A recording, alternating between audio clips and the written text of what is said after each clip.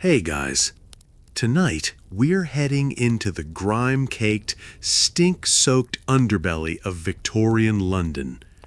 A place where hygiene wasn't just neglected, it was practically outlawed by fashion, poverty, and sheer ignorance.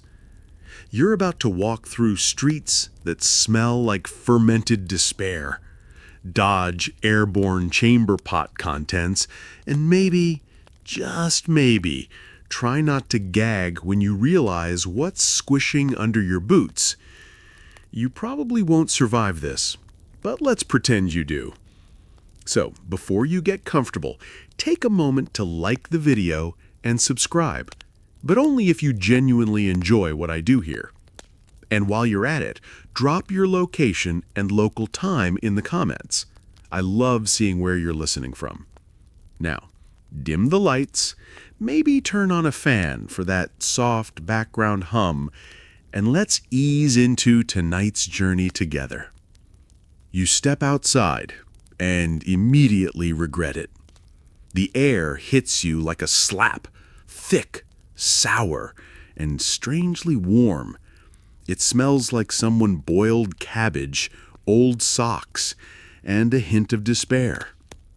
You're in mid-19th century London, and the streets are alive. Not with people.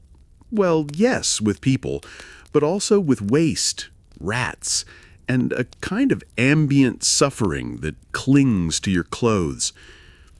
The cobblestones are slick with something you don't want to identify.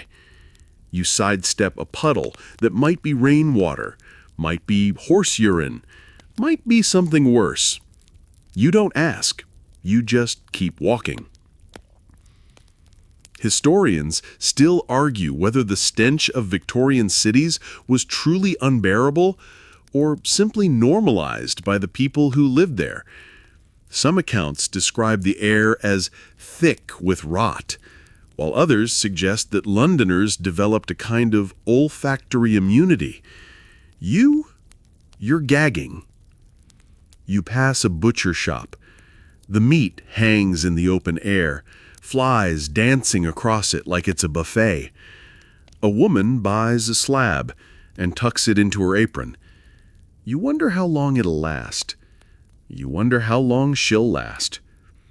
One fringe theory you overhear from a street preacher, the smell is divine punishment. He waves a Bible and shouts that the Thames is God's chamber pot. You nod politely and cross the street. You see children playing near a pile of horse dung. They're laughing. One throws a stick into it. Another retrieves it. You suppress a scream. You pass a man selling fresh air in bottles. He claims it's from the countryside. You consider buying one. You don't. The gutters run with filth, actual rivers of waste, winding through the city like toxic veins. You watch a rat swim by.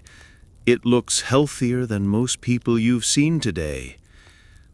You reach a corner where the smell intensifies. A tannery. The process involves soaking hides in urine and animal brains. You inhale. You regret it. You move faster. You hear coughing everywhere. Deep, wet, rattling coughs. The kind that sound like lungs are trying to escape. You wonder if it's consumption, cholera, or just the air itself.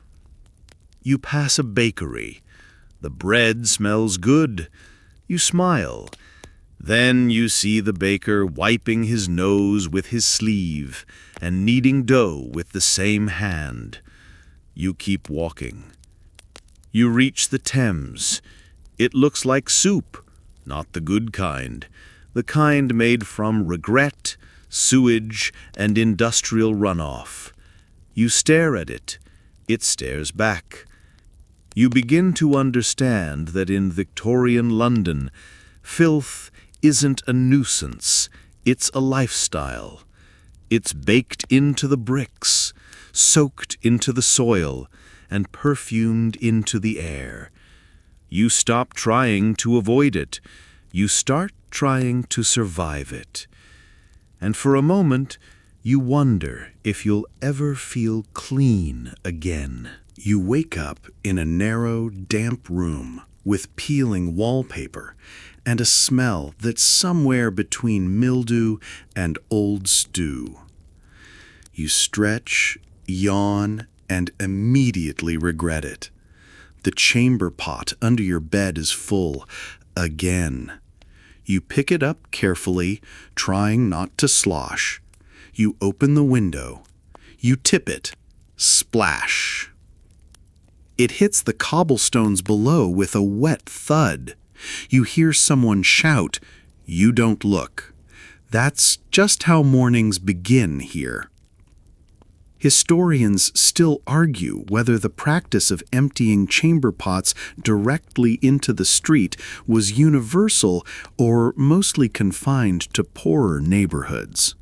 Some say it was common across all classes, with servants doing the dirty work in wealthier homes. Others claim the upper crust had more discreet methods.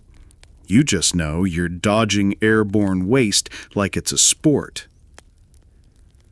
You step outside and join the parade of people doing the same. Pots clink, windows creak, and the gutters fill like clockwork. You see a boy with a mop trying to push the mess toward the drain. You give him a nod, he gives you a shrug. One fringe belief you hear from a chimney sweep: the gutters are alive. He swears he saw one bubble and hiss. You believe him. You've seen stranger things. You walk carefully, boots slick with who knows what. The streets are a patchwork of puddles, piles, and mystery stains. You learn to step with purpose, to read the terrain like a map of misfortune. You pass a woman dumping laundry water into the gutter. It's gray, foamy, and smells faintly of lye. She waves. You wave back. You both know it's not helping. You reach a corner where the gutter's clogged, a mix of leaves, waste, and something that might have once been a cat. A man pokes it with a stick. It doesn't move. He shrugs and walks away. You hear someone shout, "Garde l'eau," a leftover French warning, meaning watch out for the water. It's the traditional cry before tossing waste from a window. You duck, you survive. You pass a row of houses with chamber pots lined up like sad trophies. Some are cracked, some are ornate. All are full. You wonder if there's a contest. You see a woman carrying 2 pots, one in each hand, like she's balancing shame. She trips. You don't laugh. You help her up. She thanks you with a smile and a whiff of ammonia. You reach a public drain. It's supposed to carry waste away. It doesn't. It's clogged with hair, bones, and something that looks like a wig. You step over it. You hear coughing again. Always coughing. You wonder how much of it is from the air and how much from the water. You stop wondering. You keep walking. You pass a man selling gutter scrapers. He claims they're made from whalebone and blessed by a bishop. You buy one. It breaks immediately. You reach a tavern.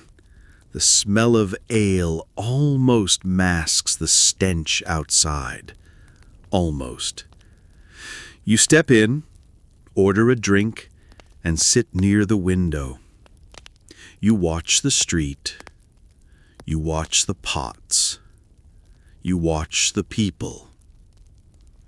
You begin to understand that in Victorian London, sanitation isn't a system, it's a suggestion, a hope, a prayer. You stop expecting clean. You start appreciating dry. And for a moment, the gutter feels like home. You decide it's time to wash. Not because you feel dirty, though you do, but because someone in the tavern politely suggested you smelled like a damp chimney.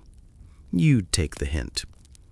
You find a basin, a rag, and a bar of soap that looks like it's been through a war.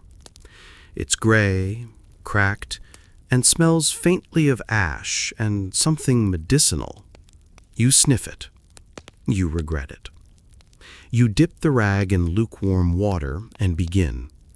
The soap doesn't lather. It scrapes. It bites. It feels like sandpaper dipped in vinegar. You wince. You persist. Historians still argue whether Victorian soap was truly ineffective or simply misunderstood. Some say it was made from harsh lye and animal fat, designed more for laundry than skin. Others claim it worked fine, if you could afford the good stuff. You just know your skin is protesting.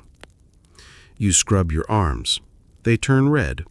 You scrub your neck. It stings. You scrub your face. You cry. Your sister walks in, sees your expression, and offers you butter. You decline. One fringe remedy you hear from a flower seller: rub yourself with lavender and chalk. She swears it cleanses the soul. You try it. You smell like a haunted garden. You visit a shop that sells luxury soap.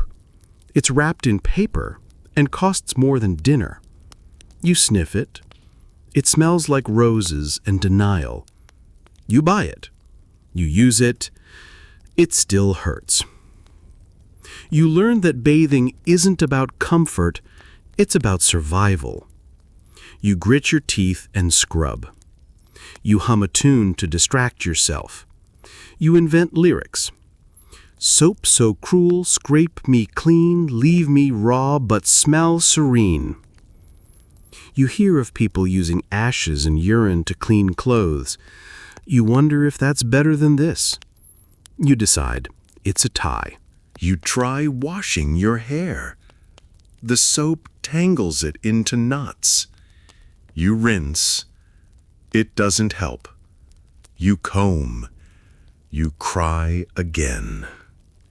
You visit a friend who swears by dry washing, just brushing off dirt and applying perfume. You try it. You smell better. You feel worse. You learn that soap is a luxury, not a guarantee. You start rationing it. You use it only on important areas. You define those loosely. You hear of a woman who bathed once a month and wore scented sachets in her corset. You admire her strategy. You adopt it. You smell like lavender and desperation. You begin to understand that cleanliness in Victorian London isn't about feeling fresh. It's about not offending others. You stop chasing comfort. You start chasing neutrality. You write a poem.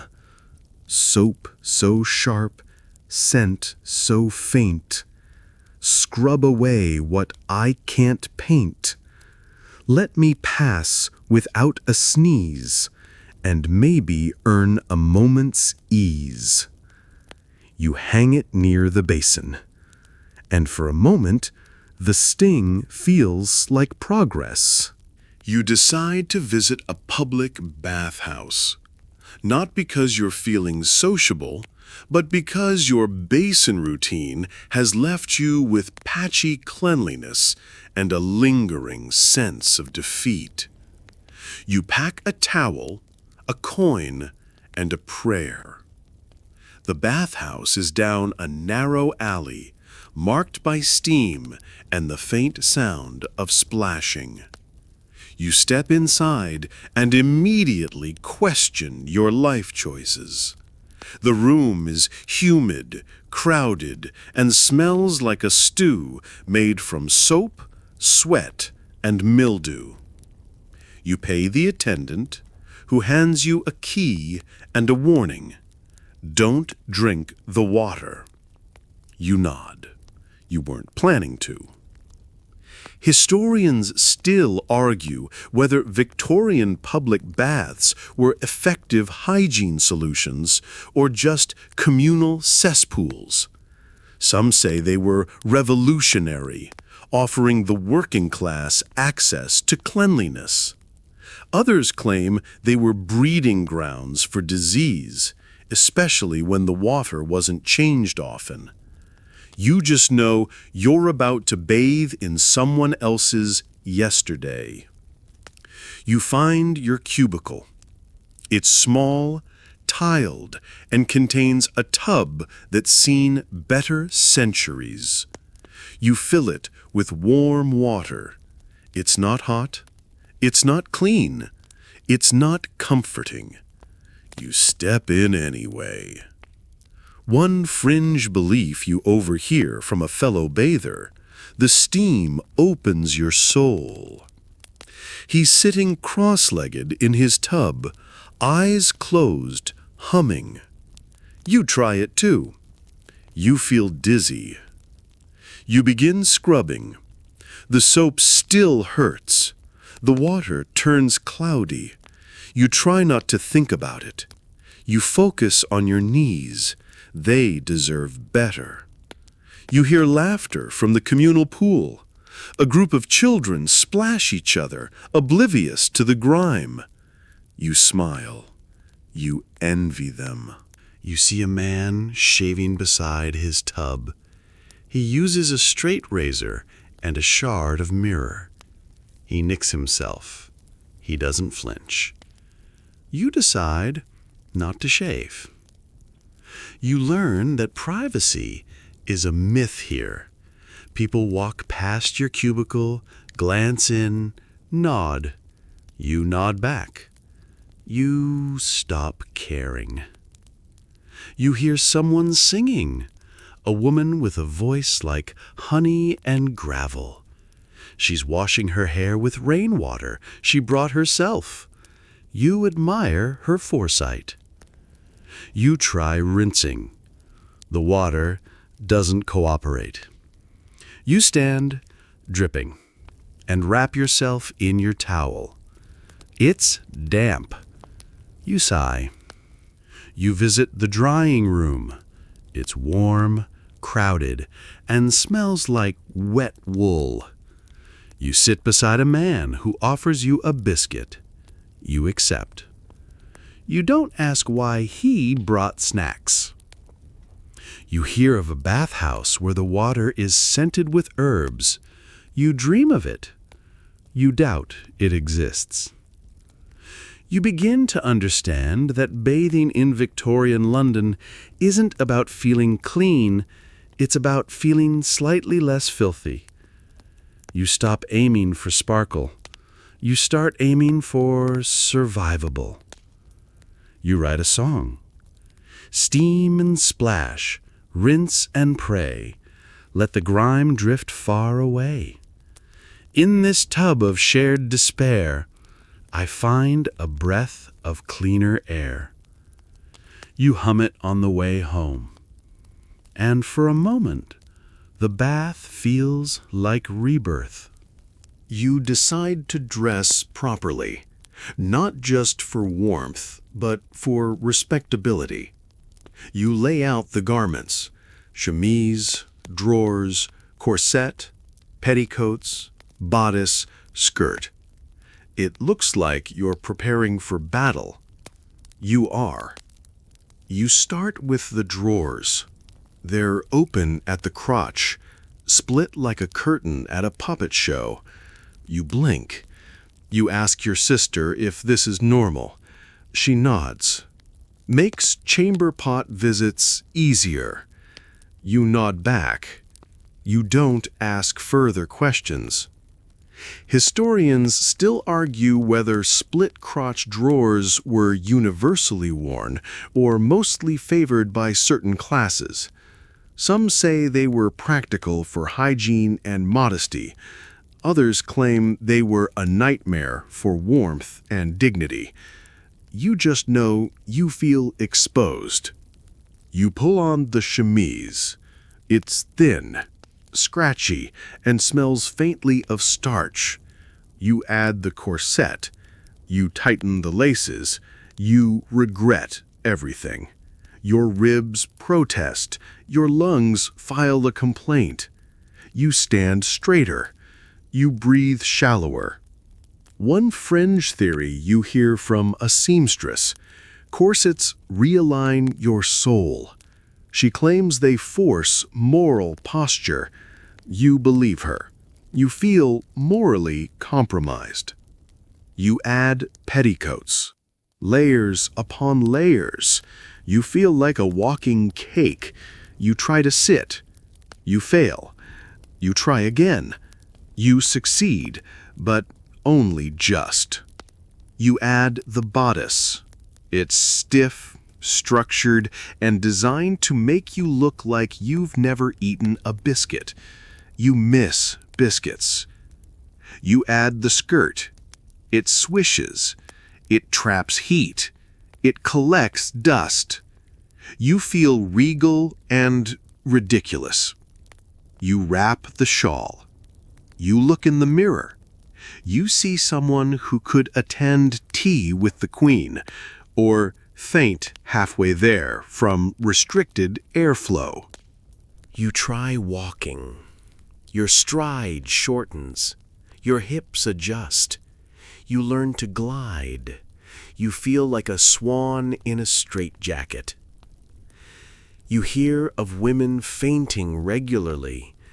You understand why. You consider carrying smelling salts. You settle for a peppermint. You visit a friend. She's wearing 3 petticoats and a bustle. She sits like a statue. She offers you tea. You accept. You both sweat silently. You learn that Victorian clothing isn't designed for hygiene, it's designed for performance. You stop expecting comfort. You start expecting compliments.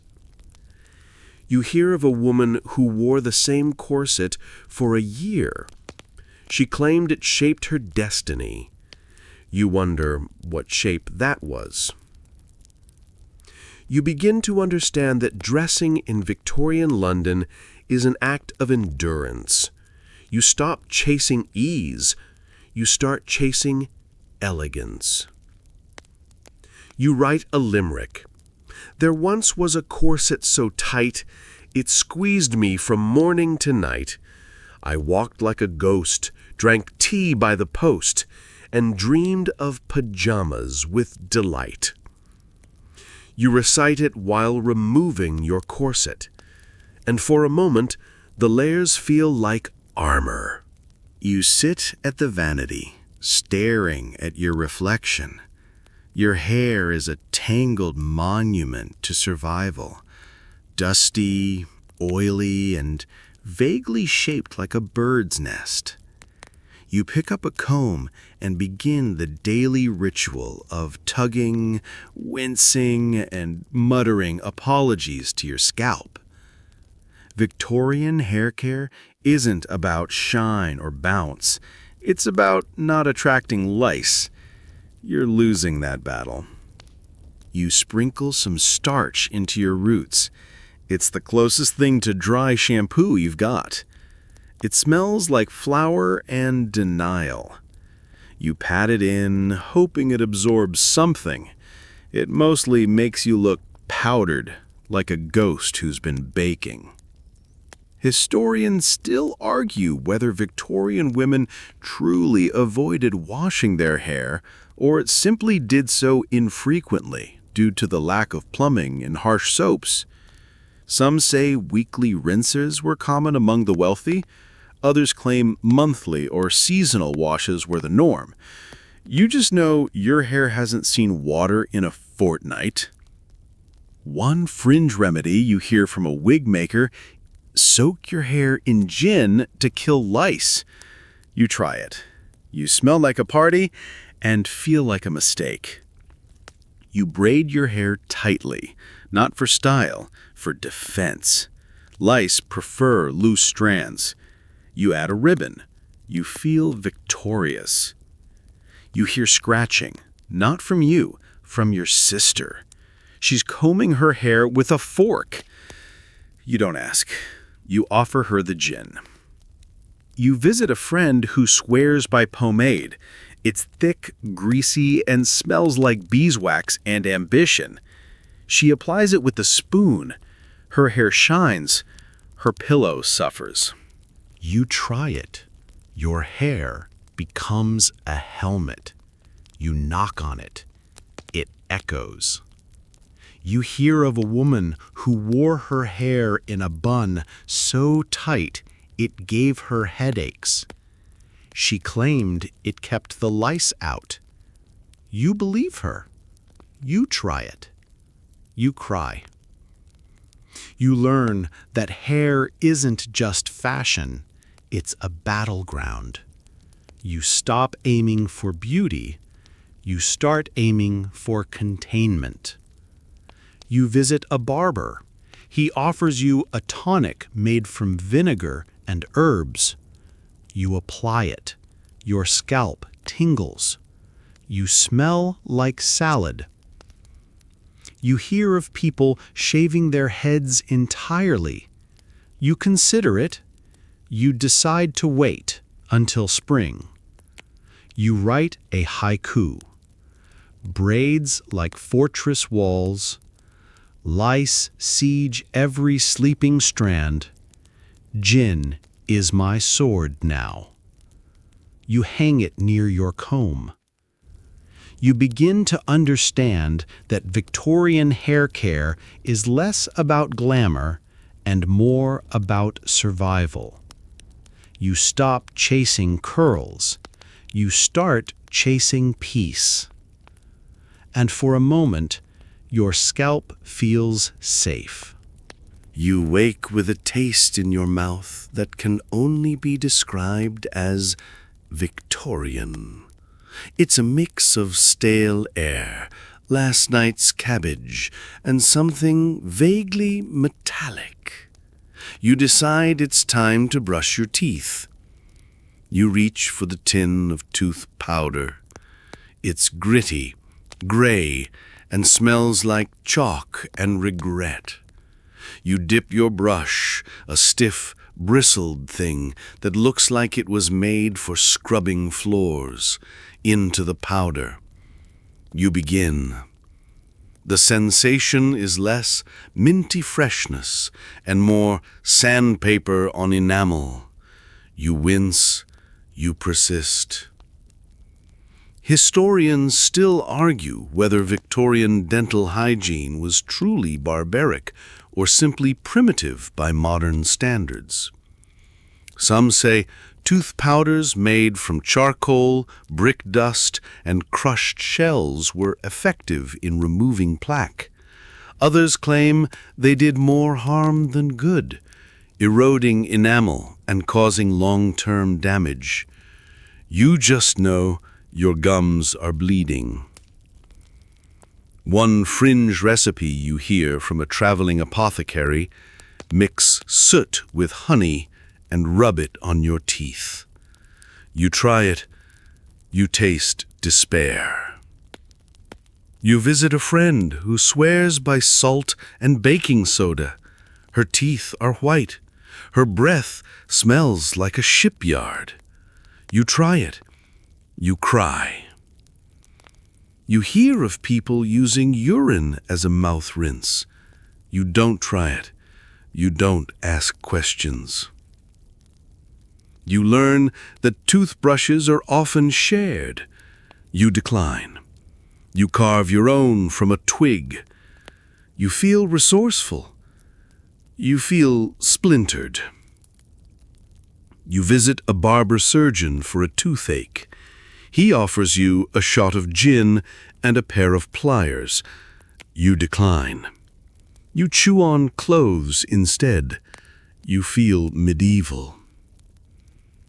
You hear of a woman who had all her teeth removed and replaced with wooden ones. She claimed they were easier to clean. You admire her commitment. You fear her smile. You try flossing with thread. It snaps. You try again. It cuts. You bleed. You stop. You write a limerick. There once was a brush made of straw that scraped every tooth to the raw.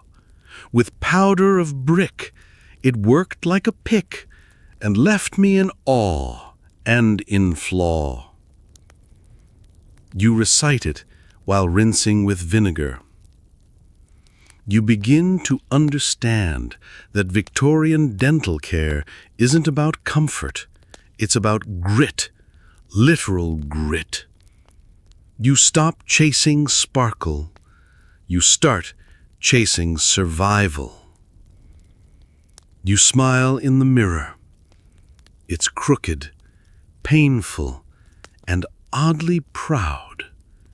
And for a moment, your teeth feel brave.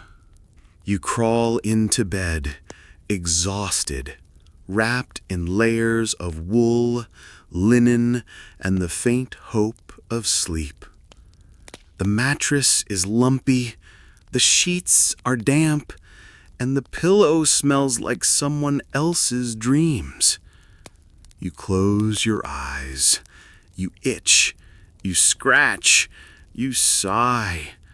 Welcome to the Victorian flea circus, where the performers live in your blanket and the show never ends.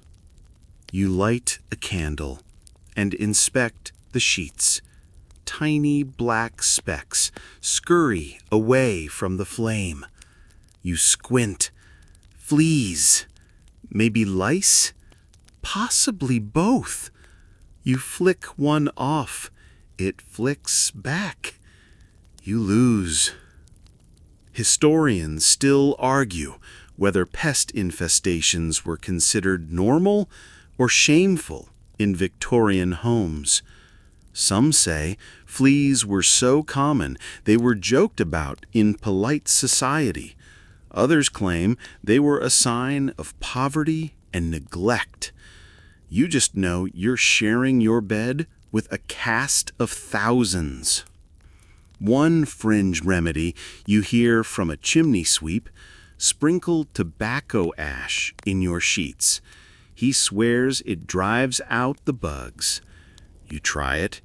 You smell like a pub floor. The fleas stay. You visit a friend who sleeps on straw. She claims it's cleaner. You try it. It pokes. It rustles. It crawls. You go back to your mattress.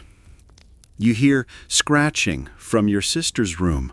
She's combing her scalp with a fork again. You offer her vinegar. She offers you a flea. You name it Gerald. You try boiling your sheets. The water turns gray. You hang them to dry. The wind blows them into the gutter. You cry. You learn that fleas aren't just nuisances. They're roommates. You stop fighting. You start negotiating. You hear of a woman who wore garlic around her neck to repel pests. You try it. You repel everyone. You visit a market selling flea traps, tiny boxes lined with sticky paper. You buy 3. They fill overnight. You feel victorious. You feel itchy. You write a poem. Beneath my quilt, a kingdom thrives of fleas and lice with busy lives. They bite, they leap, they dance, they play, and steal my sleep away each day. You hang it above your bed. You begin to understand that Victorian domestic life isn't restful. It's restless. You stop chasing comfort. You start chasing stillness. You sleep in shifts. You scratch in rhythm. You dream of baths and bug-free blankets. And for a moment, the mattress feels like survival. You wake up coughing, not the polite kind, but the deep, rattling kind that makes your ribs ache and your neighbors concerned. You step outside for fresh air. It smells like coal smoke, horse dung, and last night's stew. You cough again. You wonder if this is helping. You pass a man waving a handkerchief soaked in vinegar. He tells you it wards off disease. You nod. You try it. You gag. You keep walking. Historians still argue whether belief in miasma, the idea that foul smells cause illness, was a genuine public health strategy or just a convenient misunderstanding. Some say it delayed the acceptance of germ theory. Others claim it led to early sanitation efforts, even if the reasoning was flawed. You just know everyone's sniffing flowers and blaming the air. One fringe theory you hear from a lamplighter: the fog is sentient. He claims it chooses who gets sick. You believe him a little more than you should. You visit a friend who keeps a bowl of onions in every room. She says they absorb bad air. You ask if they work. She says she hasn't coughed in a week. You steal one. You hear of a doctor who prescribes fresh air and walking. You try it. You walk past a tannery, a fish market, and a sewer grate. You cough harder. You learn that windows are both salvation and threat. You open yours. The smell of the Thames wafts in. You close it. You light a candle. You pray. You see a woman burning herbs in her fireplace. She says it purifies the home. You inhale deeply. You sneeze. You thank her. You visit a hospital. It smells worse than the street. The nurse wears perfume and a mask made of cloth. She tells you to breathe shallowly. You obey. You hear of a man who built a smell wall from bricks soaked in lavender oil. You visit. It's fragrant. It's weird. It's popular. You write a song. Stink in the air, cough in the chest, hold your breath and hope for the best. Vinegar dreams and onion charms keep disease from doing harm. You sing it while airing out your socks. You begin to understand that Victorian health isn't about science, it's about scent. You stop chasing cures. You start chasing fresh-ish air. You hang a sachet of herbs around your neck. You feel protected. You smell like soup. And for a moment, the breeze feels medicinal. You walk along the Thames on a warm summer day, and the air hits you like a punch to the soul. It's not just bad, it's biblical. The river doesn't flow so much as ooze, thick and brown, bubbling in places like it's trying to escape itself. You gag, you cover your mouth, you consider turning back. You don't. You're here to witness history's worst nosebleed. Historians still argue whether the Great Stink was the tipping point for sanitation reform or merely a grotesque symptom of deeper urban neglect. Some say it forced Parliament to act. Others claim the crisis had been brewing for decades, and the smell just made it impossible to ignore. You just know your eyes are watering and your boots are regretting every step. One fringe theory you hear from a boatman: the Thames is cursed. He says it swallowed a saint and now spits vengeance. You nod. You believe him. You step away from the edge. You pass a group of men holding handkerchiefs to their faces. One dips his in cologne, another in rum, a third just holds his breath. You try all three. None work. You see a woman faint. Her bonnet lands in the river. It floats for a moment, then sinks like it's ashamed. You help her up. She thanks you with a wheeze. You hear Parliament has hung soaked curtains in the windows to block the stench. You imagine lawmakers debating sewage while surrounded by vinegar-soaked drapes. You laugh. You cough. You visit a fishmonger. His stall is empty. He says the fish are dead. You nod. You buy a potato instead. You walk past a church. The priest is burning incense like it's a race against decay. You step inside. It smells like sanctified rot. You step back out. You hear of a man who tried bottling the river water to sell as authentic London essence. He was arrested. You wonder if he made a profit first. You see children playing near the banks. They poke the sludge with sticks. One pulls out a shoe. You don't ask. You write a limerick. There once was a river so vile it made Parliament gag in a pile. With vinegar cloth they fought off the froth and fled from the stink with some style. You recite it while holding your breath. You begin to understand that the Great Stink wasn't just a smell, it was a reckoning. You stop chasing fresh air. You start demanding plumbing. You walk home, nose stuffed with cotton, heart full of nausea. You dream of clean water. You wake up coughing. And for a moment, the river feels like a villain.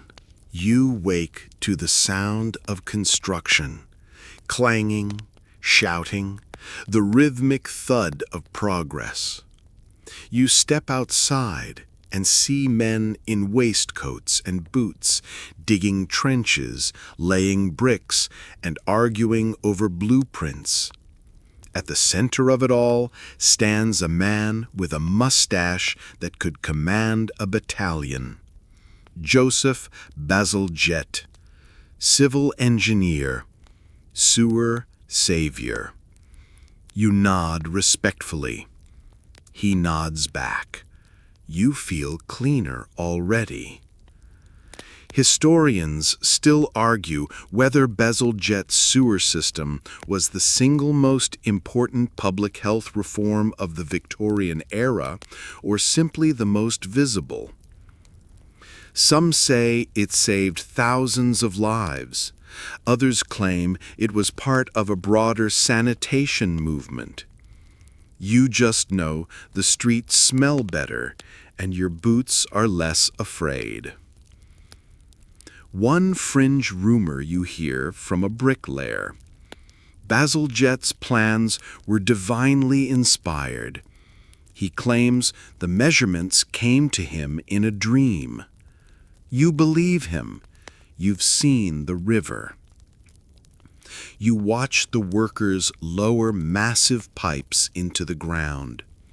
They're wide enough to walk through, smooth as ambition, and destined to carry away the city's shame.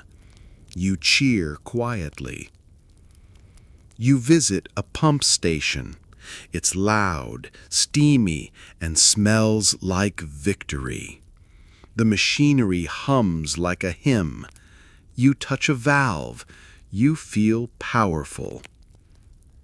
You hear Bazalgette explaining his design to a group of officials. He uses words like interceptor and gravity flow. You don't understand. You clap anyway. You see a child selling postcards of the new sewer system. You buy one. It shows a pipe with angels flying above it. You frame it. You learn that Bazalgette insisted on building the pipes larger than necessary for the future. You admire his optimism. You wonder if he knew how bad things could get. You hear of a man who tried to sabotage the project, claiming it was unnatural. He was chased off by a mob wielding chamber pots. You smile. You visit a newly paved street. It's clean. It's dry. It smells like possibility. You walk slowly, savoring each step. You write a poem. Bazalgette, with pipe and plan, faced the stink and took a stand. With brick and steam he cleared the way and gave the filth somewhere to stay. You recite it near the river, now less villainous. You begin to understand that cleanliness isn't just soap and water, it's infrastructure. You stop fearing the gutter. You start trusting the pipe. You send a thank you letter to Bazalgette. You sign it, gratefully less fragrant. And for a moment, the city feels like it's healing. You wake up sweating under layers of fabric, chemise, corsets, petticoats, bodice, skirt, shawl. You peel them off like the petals of a reluctant onion. The air hits your skin and you shiver, not from cold, but from the sheer relief of breathing freely. You're a Victorian woman, and hygiene is not your friend. You reach for a cloth to dab your face. It's damp. You sniff it. It smells like lavender and last week. You wipe anyway. Historians still argue whether Victorian women truly suffered more from hygiene neglect or simply endured it more quietly. Some say modesty and social norms prevented open discussion. Others claim women developed their own secret systems of care. You just know you're sweating in silence. One fringe remedy you hear from a laundress. Soak your undergarments in rose water and hang them in moonlight. She swears it purifies both fabric and soul. You try it. You smell romantic. You itch.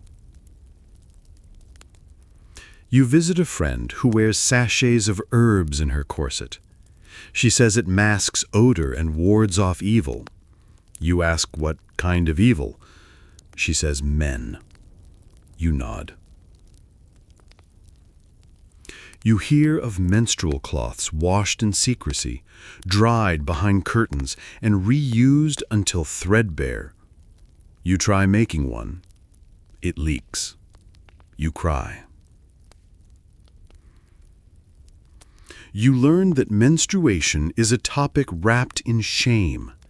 You whisper about it. You hide the cloths.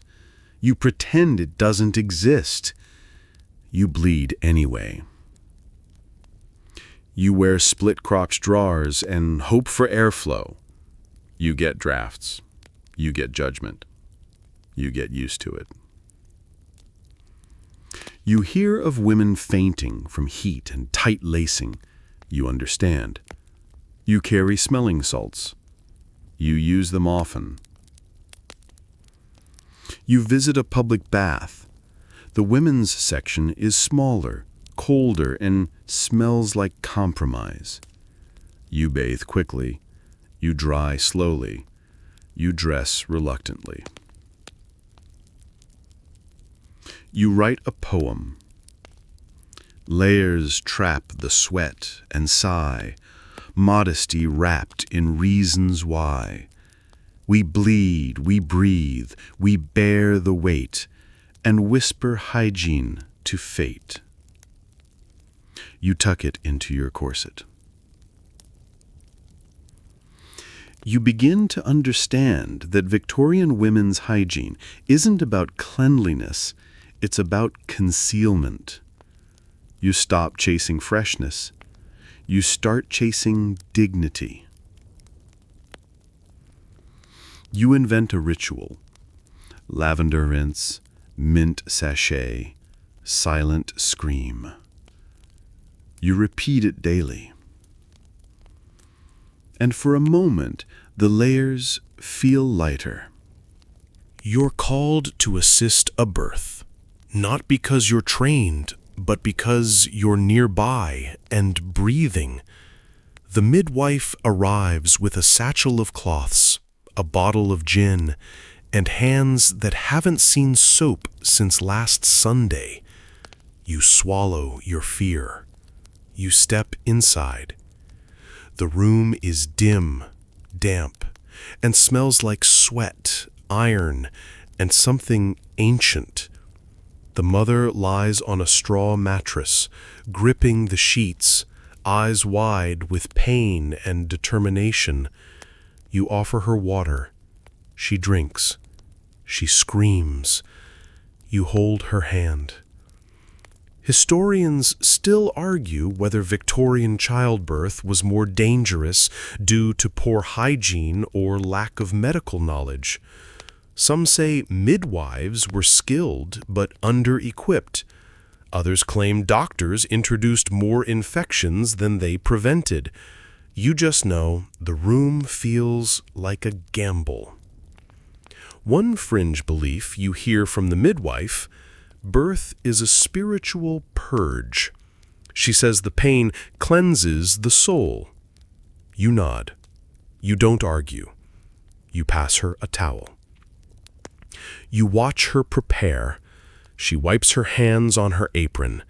She pours gin over the cloths. She mutters a prayer. You wonder if it's enough. You hear of women dying from childbed fever, a vague term that covers everything from sepsis to heartbreak. You learn the word puerperal. You wish you hadn't. You see the baby crown. The midwife works quickly, confidently, with hands that know the rhythm, but not the science. The baby arrives. It cries. Everyone exhales. You help clean the mother. The cloths are rough. The water is cold. The blood is everywhere. You don't flinch. You don't breathe. You hear of a doctor who insisted on hand-washing before deliveries. He was mocked. You admire him. You wash your hands. You learn that Victorian childbirth here isn't a miracle, it's a trial. You stop expecting safety. You start hoping for survival.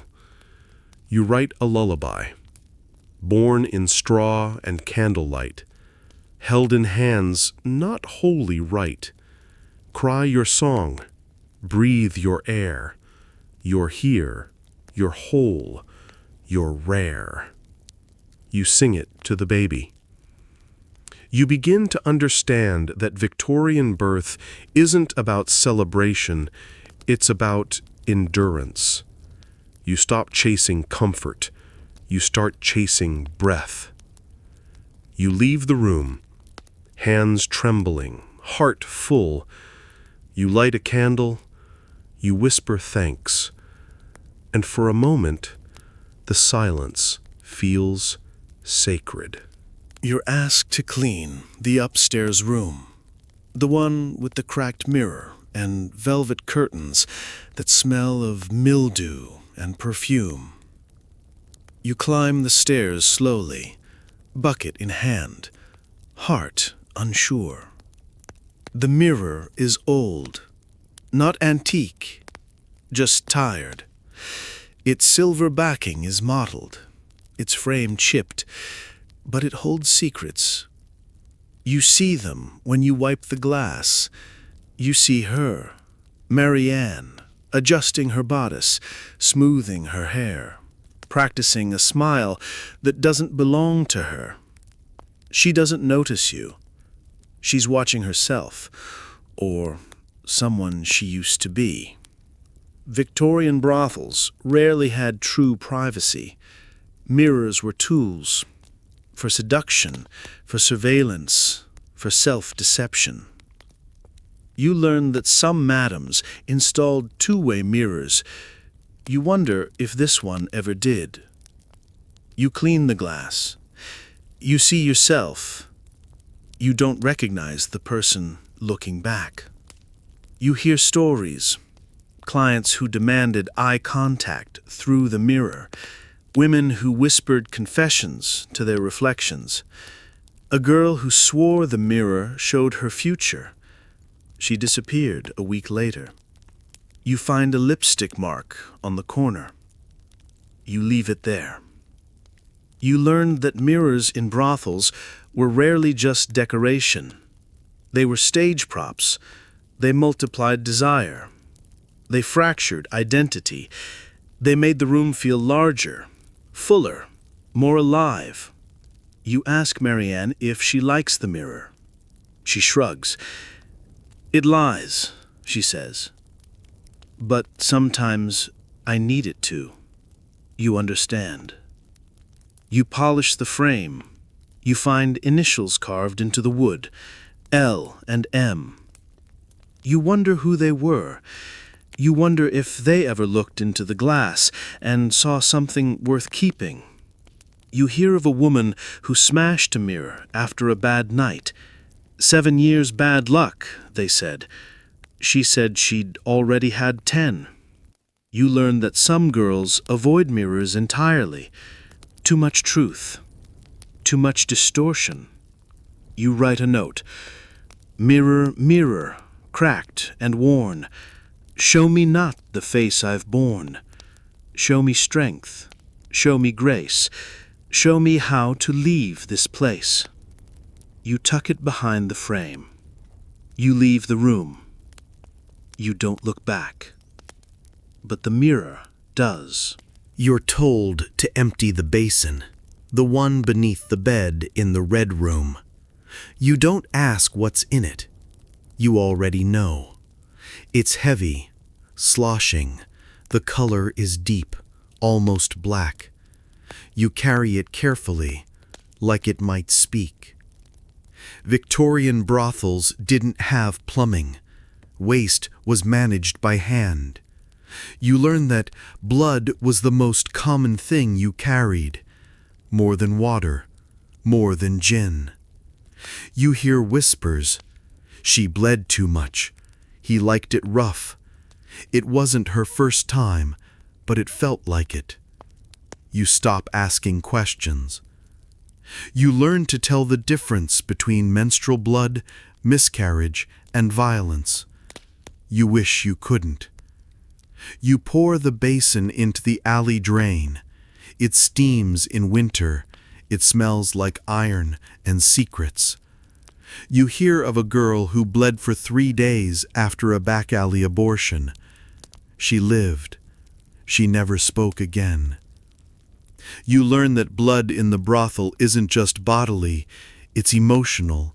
It marks the sheets, the floorboards, the memory. You clean the basin. You scrub until the metal shines. You see your reflection. You look away. You ask Marianne how she copes. She says, "I pretend it's wine." You laugh. You don't mean it. You hear of a madam who kept a ledger of every injury. She called it her red book. You wonder if she ever cried over it. You write a line. Blood is not shame. Blood is not sin. Blood is the price of staying in. You whisper it as you work. You learn that some girls bleed every night, not from their bodies, from their hearts. You learn to listen for it. You carry the basin again. You don't flinch, you don't gag, you just walk. You begin to understand that in this place, blood is currency, blood is confession, blood is survival. You stop fearing it. You start honoring it. You're given a bar of soap. It's gray, gritty, and smells faintly of lye and lavender. You're told to wash the linens. You're told it's good enough. You fill the basin with cold water. You dunk the sheets. You scrub. The soap doesn't lather. It scratches. Victorian soap was often homemade. Animal fat, ash, and whatever scent could mask the rot. You learn that cleanliness was relative. You learned that clean meant less filthy. You hear Marianne say, "Soap's for show." You believe her. You scrub a stain that won't lift. You don't ask what it is. You already know. You learned that soap was rationed, that some girls used it only on their faces, that others hid it in their corsets like a talisman. You find a sliver of rose-scented soap in the drawer. You hold it like treasure. You don't use it. You hear of a woman who made her own soap from pig fat and rainwater. She sold it to the brothel. She died of burns. You wonder if her soap still circulates. You learn that lather is luxury, that bubbles mean safety, that the absence of foam is a kind of silence. You write a verse. Soap that scrapes, soap that stings, wash away the night's dark things. No perfume, no gentle balm, just grit and grind and quiet calm. You hum it as you rinse. You ask Marianne what she'd do with real soap. She says, "I'd wash my name off me." You nod. You understand.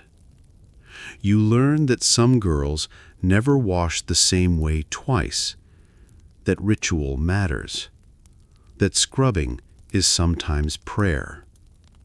You clean the linens. You wring them out. You hang them in the alley. They drip like ghosts. You begin to understand that in this place, soap is not salvation. It's a gesture, a hope, a lie. You keep washing. You keep hoping. You're asked to light the hallway. The gas lamps are broken again. You take a stub of tallow candle from the drawer. It's bent, soft, and already half gone. You strike the match. The flame flickers. The wax begins to melt before you place it in the holder.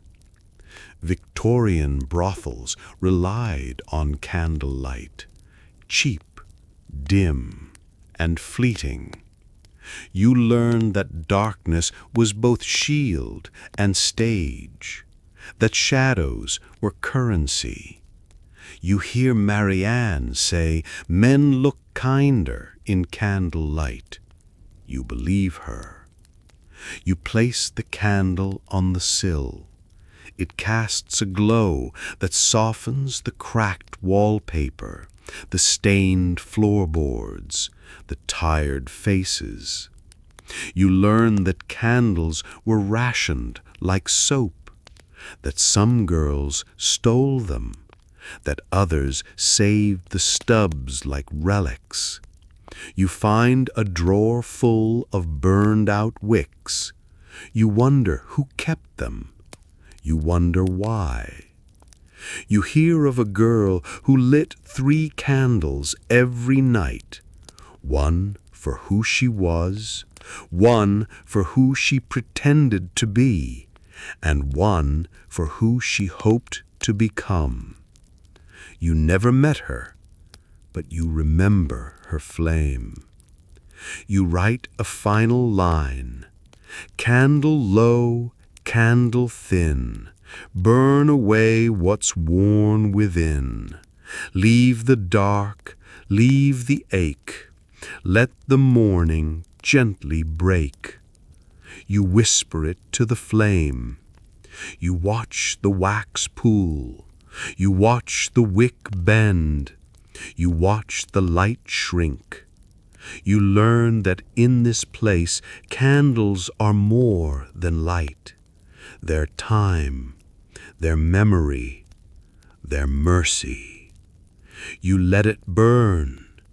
You let it end. And when the flame dies, you don't feel fear. You feel rest